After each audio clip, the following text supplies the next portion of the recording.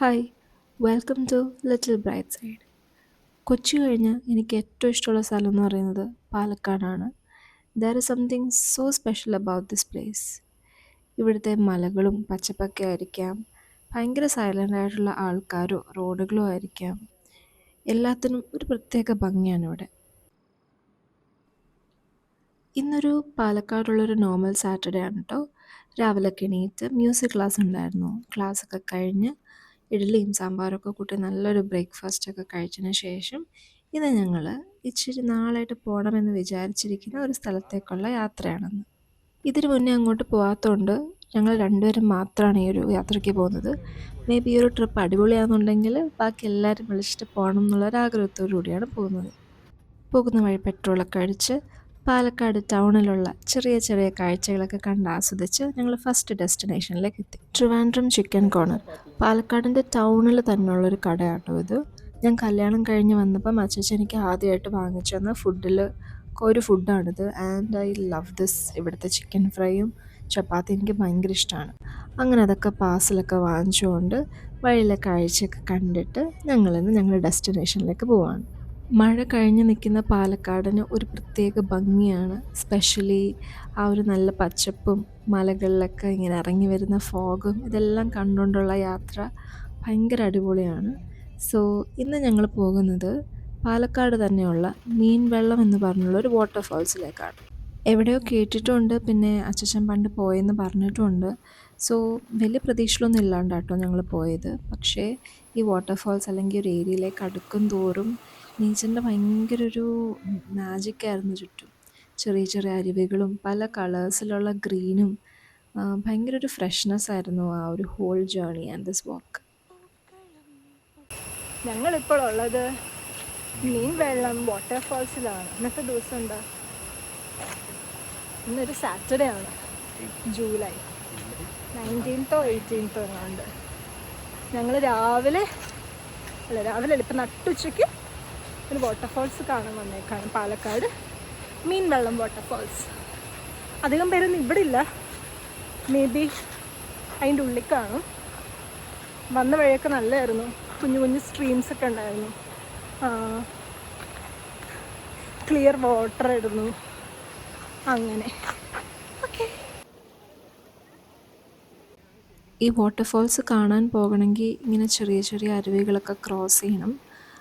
ഭയങ്കര ഡേഞ്ചറസ് ആയിട്ടുള്ള വെള്ളമൊന്നുമല്ല കേട്ടോ.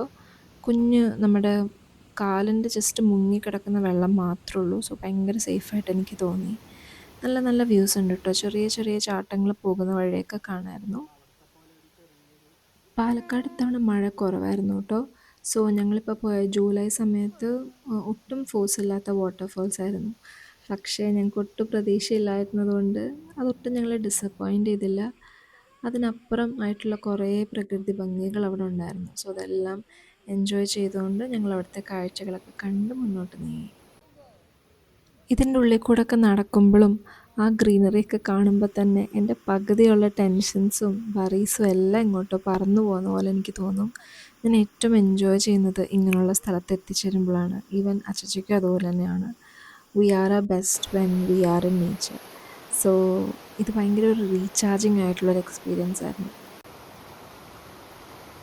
വെള്ളത്തിലിറങ്ങാൻ ഒരു പ്ലാനും ഇല്ലാണ്ടാട്ടോ ഞങ്ങളിന്ന് വന്നത്. സോ അത് ഞങ്ങൾ ഇത്തവണ ചെയ്തില്ല. നല്ല നല്ല സ്പോട്ട്സൊക്കെ കണ്ടുപിടിച്ചിട്ട് ഇനി നെക്സ്റ്റ് ടൈം വരുമ്പം പോകാം, ഫാമിലിയുടെ വരുമ്പം പോകാം എന്നുള്ളൊരു പ്ലാനിങ്ങിൽ ഞങ്ങളതെല്ലാം കണ്ട് അവിടുന്ന് ഇറങ്ങി.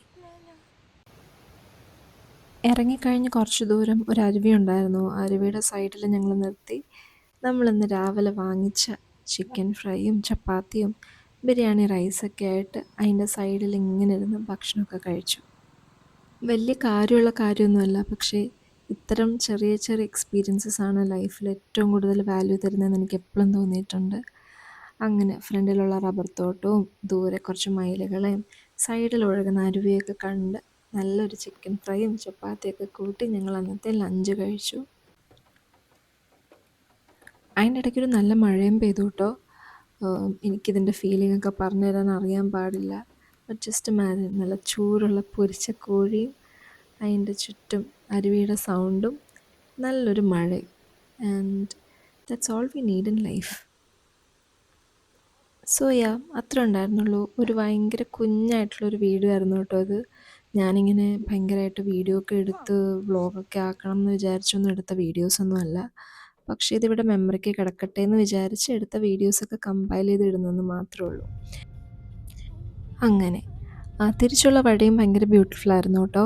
ഇങ്ങനെ നമുക്ക് ഇടയ്ക്കൊക്കെ ഞങ്ങൾ പിറ്റ് സ്റ്റോപ്പൊക്കെ എടുത്ത് നിർത്തി അരുവിയൊക്കെ വീണ്ടും കണ്ട് സൗണ്ടൊക്കെ കേട്ട് പ്രകൃതി ഭംഗിയൊക്കെ ആസ്വദിച്ചിട്ടുള്ളൊരു സ്ലോ ആയിട്ടുള്ളൊരു ജേർണി ആയിരുന്നു തിരിച്ച് വീട്ടിലേക്ക്. And it was just 1 hour from our home. So ഞങ്ങളിങ്ങനെ പറയായിരുന്നു we were just feeling so grateful about it.